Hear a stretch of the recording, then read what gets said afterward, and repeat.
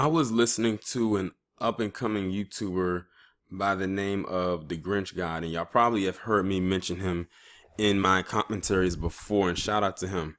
He posted a video on his YouTube channel last night, and I'm going to post it up in the description so you can actually go and watch it. And let me tell you right now, it was probably one of the hardest videos for me to get through. I've listened to countless and endless commentaries before, but that one right there actually really did like affect me to the point where I almost couldn't get through it, and the video wasn't even a long commentary. I almost had to like break it up into pieces because it was kind of graphic in nature, but it was a story that had to be told. And he said he's going to actually do a series of videos on it, and he's going to call the series Abandoned Boys.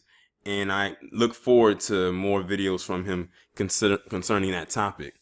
But he was the inspiration for why I'm making this video right now. I literally had to sit down and really think and collect my thoughts on what I was going to say. I actually wrote down what I was going to speak on, and I rarely do that because I usually shoot things off of the fly, but I wanted to make sure that all of my points were covered in this commentary.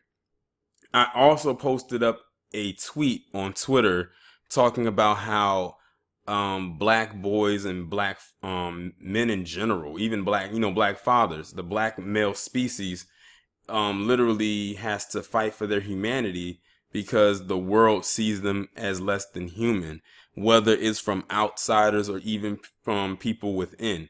And it's very unfortunate because we definitely have a voice in this world. It's just that it mostly, for the most part, gets overshadowed or it gets shunned away, or people just don't want to hear what we have to say. But we definitely have a voice. When you think of the new black media, yes, there are women who are involved with the new black media, but a lot of the more powerful and prominent voices are coming from those that are black men.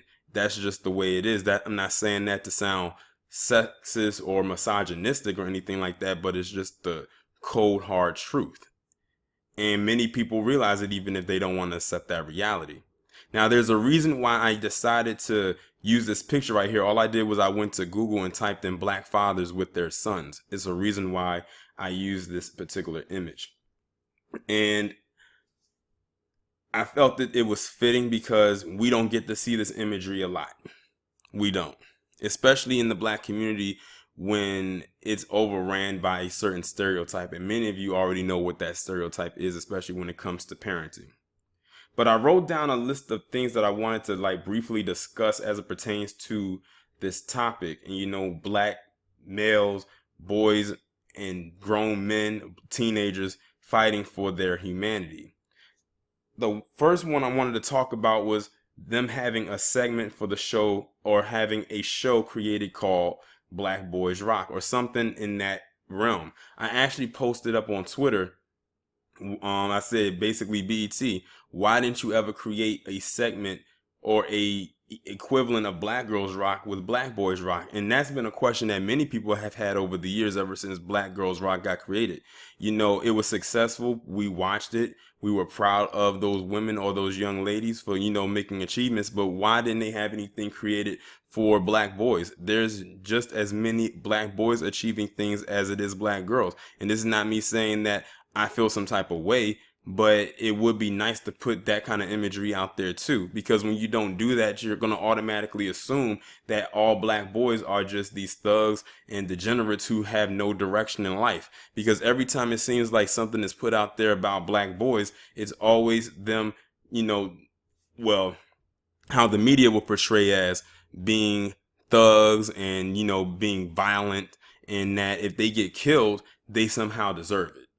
And that's very untrue. I've done countless stories on my channel showing how you have black boys going to college, getting scholarships, opening businesses, running businesses, saving people. I mean, just last year alone, it was a plethora of stories of black men who were in a heroic position, whether they were young or grown men. James Shaw Jr., he was the one who saved those people at that Waffle House. Granted, some of them ended up getting killed, but he saved the rest of them, and in the end saved his own life. Then you had the black guy who protected that woman down at the Walmart in the parking lot, who was about to attack her. And mind you, she was with, I believe, her niece or her daughter, and she was a pregnant woman. He was getting ready to attack her, and he stepped in and he protected her. Or when these group of boys grabbed a mattress and had people jumping out of a burning building to save their life. And that was a risk because they didn't know if they were going to survive that drop, because that was a pretty steep drop. And some of you probably don't even know what stories I'm talking about, even though I've talked about them on my channel, because mainstream media is not going to put that out there. It's unfortunate. But I'm glad that I was able to talk about it, but I also have to give a shout out to my subscribers for sending me stories like that so people can actually hear them. And those videos are still on my channel. I love doing positive stories about, black individuals and their success stories, because we always get oversaturated with the bad. And that too is due to mainstream media. Now, the next one I wanted to talk about, and this one is one that actually made many black men and, even some black women upset. And that was the comments that Simone Sanders made. Now, this is another part where I say black men fighting for their humanity, because if you remember, Luther Campbell, aka Uncle Luke of the 2 Live Crew, had made some criticisms of Kamala Harris, as many people have over the course of her run for president, which I doubt she's even going to probably even get on the ballot. And, everyone has made criticisms of her. Black men, white women, and everything like that. And he made some critiques about her. And then Simone Sanders got up on her soapbox trying to act holier than thou and literally chastised him because he didn't hold a certain position, or she felt he wasn't qualified to give an opinion or an assessment about this man. And then she threw in the fact that because he was a man and he was a black man and this, that, and the third, that's why a lot of people went off on Simone Sanders. And I noticed that she really didn't have a clap back to come back at people with. It was like, Simone, Luther Campbell or Uncle Luke has a right to his opinion about Kamala Harris. And to be honest, a lot of people actually lined up with his opinion and assessment on her. We didn't really know too much about her except for what we have researched on her, because that's exactly what we did, is we researched her to see what kind of candidate we were about to get. And that's, fair. But she felt that because he was a man and he made this kind of music and whatever back in the day, he wasn't qualified to give an opinion. She basically said in so many words that she was sick of black men saying this, that, and the third about Kamala Harris. That's basically what she was saying. You had some others saying it too, but the way that she came at him was very venomous in nature, and that's the part of being attacked from within. And it's sad that you have people like Simone Sanders and others are the ones who are leading the charge with that. Simone better be careful with her tone, because she gives off the stereotype of a loud, boisterous woman, and she better be careful with who she directs that anger to, because she might direct it at the wrong person and she might be out of a job at CNN, and then she's going to come crawling back like whatever, and then just, trying to, come back into the good graces with us. Look at what happened with Terry Crews, and I'm going to touch a little bit on him as well. As a matter of fact, I'm going to touch on him now. Terry Crews is another one. He's going around like telling people about toxic masculinity and then directing it towards black men. We know that word toxic masculinity was directed towards black men. That's of no surprise, nor is it of any shock. But it's more disturbing at the fact that Terry Crews, of all people, who had a white guy grab his shit in front of his wife, and he didn't do anything, but instead of letting us come to his defense, he pretty much shunned us and went to Congress and to the Me Too chicks, pretty much majority white, and thought that they were going to help him, but that definitely was not the case. Now he wants to apologize to black men, and I'm like, no, he can keep his apology.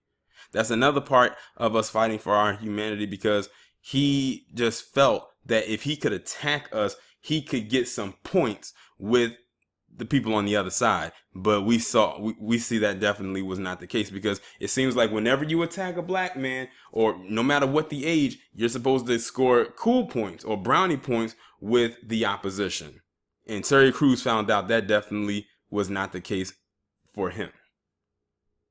The next one I wanted to talk about, and this actually kind of segues into the part about what Grinch talked about in his video. And that's black boys being sexually assaulted and or molested. That happens in the community more often than people would care to believe or to admit. Now, this is not me. What I'm about to say is not me defending R. Kelly. It's not. But I think it's very ironic that they do not talk about how this man was sexually assaulted and molested by not one, but two female members of his family, one of them being his older sister. And not only was he sexually assaulted and molested, but his brother, Carrie Kelly, was also molested by that same sister and maybe by that other female family member. They don't talk about that. Young black boys are often molested a lot, more often than people will care to admit, but they're scared to come forward because of the backlash. Now, this is going back to me with Terry Crews. A lot of people were, that's probably one of the reasons why he didn't want to say anything, because he knew people were going to say some stuff about him like, well, wow, Terry Crews, you got sexually assaulted, you got all that muscle and you didn't do anything. Well, in a way, he didn't do anything. He could have done something. But let's say Terry Crews was this younger kid and he really, wanted to say something but couldn't. That's how a lot of young boys fall into that category. They don't want to admit something like that actually happened to them out of fear that they're going to be clowned and not believed. And people are going to say this, that, and the third, or you should just suck it up. You should take it like a man. And people say these things. But when it happens to a young girl, they are instantly believed. And how many times have we heard some young girls say that they were, or any woman say that they were sexually assaulted or raped, anything like that, and most of them could be lying. Look at what happened with the recent stuff that happened with Amanda Seales and Myron Rolle, or Bill Cosby and all of those women, or Brian Banks. I mean, the list goes on, and all of those are successful black men. Well, Brian Banks was almost successful, but his career got snatched from him because of a lie. So, it's sad, and it's very unfortunate that young black boys aren't heard on the sexual assault side of of this issue. Whenever it comes up, they immediately go to the girl or the woman and they're instantly believed. But when a boy comes forward and says something happens to him, oh, they don't believe it, or they have to do and get more evidence, and and it causes the boy to become so traumatic that they have to keep it all bottled up inside, and then you might end up with an R. Kelly on your hands. Now, the last thing I wanted to talk about is not the least, but it's one of the last things, and I purposely saved this one for last, and that's how black fathers are portrayed in the media or even in real life. We often hear this thing where a lot of people love to say, especially women love to say, niggas ain't shit, or, they're not good fathers, single parent household where the mother is raising the child. According to the CDC, the most active father is the black father. According to the CDC, the Center for Disease Control. And those stats, people like to combat those stats, but those stats cannot be combated. Now, the more recent one portrayed in the media was, if y'all remember, when I did the review for Captain Marvel, one of my gripes with the movie was making Maria Rambeau, who was the black mother in the film, to Monica Rambeau, making her a single mother. If y'all read the comics for Monica Rambeau, you would know that she had both her parents in her life. And the person she looked up to the most was her dad. But they took the dad out of the movie, or out of the storyline, and had her look up to Carol Danvers, a white woman, as if she was a white savior. That was one of my biggest issues with the movie. Like, when I watched it, I was like, where's her dad? Like, that was one of the other things a lot of people, like I said, that was gonna be one of the things people pointed out. And sure enough, when I was looking at other people's reviews of it, that was one of the things that was pointed out, the lack of her dad being there. Like, they did not mention the dad at all. They didn't mention if the dad may have been away, maybe on an assignment, or or he might have been deceased. None of that. If you watch the movie, like, they were showing pictures, of her, Monica and her mother and Carol in mostly all the pictures, almost, when she was trying to get her memory back. Nowhere did it say anything about her dad. There's not even any mention of her dad in the movie, as if he just never existed. It's almost like, did she go to a sperm bank and just get, do it that way? That's almost the way they make it sound. And then, of course, they always portray, dads as no good fathers. They're not involved, that the mother's doing everything and things like that. But then sometimes, in most instances, in some cases, the mother is probably the one that's scarring her son. Why do you think you got some of these boys out here acting the way that they are? Because they don't have a male influence. And it doesn't even have to be a dad. It could be an older cousin or an uncle or a grandfather. But many of them don't even have that. And that is an issue. But they love to harp it down and say that black fathers are not involved with their kids, and that cannot be further from the truth. Now you're looking at these images right here of these black dads with their fathers. These are not stock images. These are dads with their actual sons. Some of them have their grandfathers in them. So you're looking at generations of men. But these are the kind of images that I do love to see. But I also really like to see the nuclear family, the whole family, the mother, the father, and the children. That's something else we don't get to see a lot of either. And, sometimes nowadays you see that and you think that it's just a unicorn. Like, wow, I can't believe that this actually exists. I remember when I was in elementary school, and I will never forget it. And we were talking about families. And when it got to me and I started talking about my family and how both of my parents were together and, married, some of the kids in the classroom, one in particular, was actually shocked. And I'm sitting there, why are you shocked? He said, because you have both your parents in your life. He said, I only have one. And what's so scary is you will sometimes have the son grow up with the mother, and she'll probably fill his head with a bunch of lies about his dad, saying that he was not good, he was no good. And then he ends up resenting his dad, and he may find his dad years later, and his dad ends up telling him the truth. And he was going to either do one of two things: take what his dad said with a grain of salt, or take what his dad said in seriousness, and then have a serious, in stride, and have a serious discussion with his mother, and find out why she was lying to him all his life. Some will even go as far and say that their dad is dead, and he's not. So it's like I said, again, black males fighting for their humanity.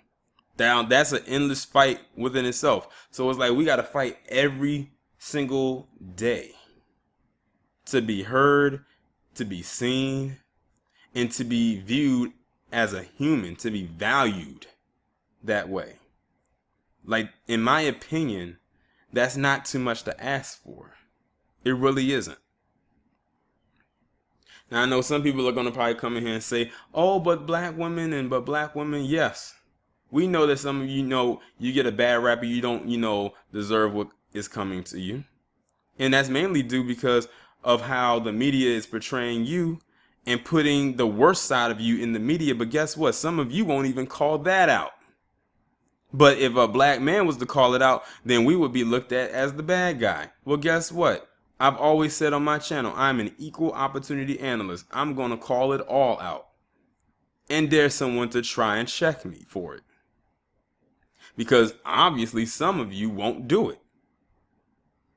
There's a lot of bad behavior just running rampant, and people just refuse to acknowledge it.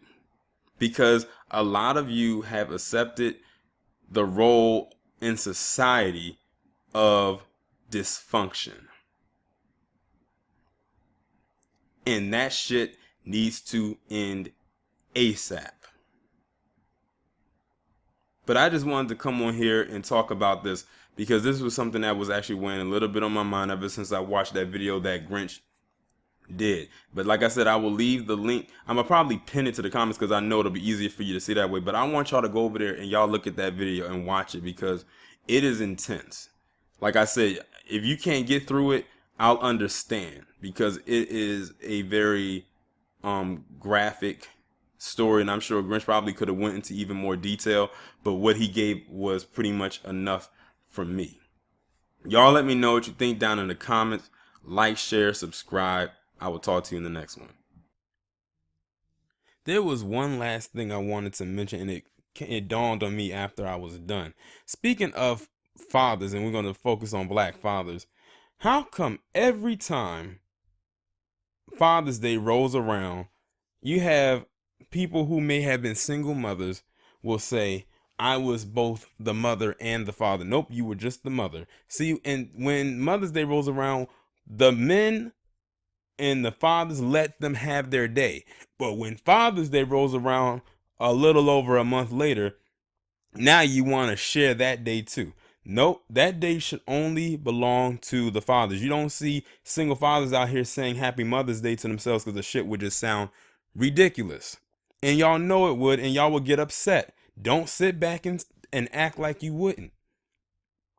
Hell, even in the media, they hype up Mother's Day sales this and Mother's Day sales that all over the place. You might get one or two Father's Day sales, but when it comes to Mother's Day sales, you can get a Mother's Day sale almost anywhere. Now I'm done.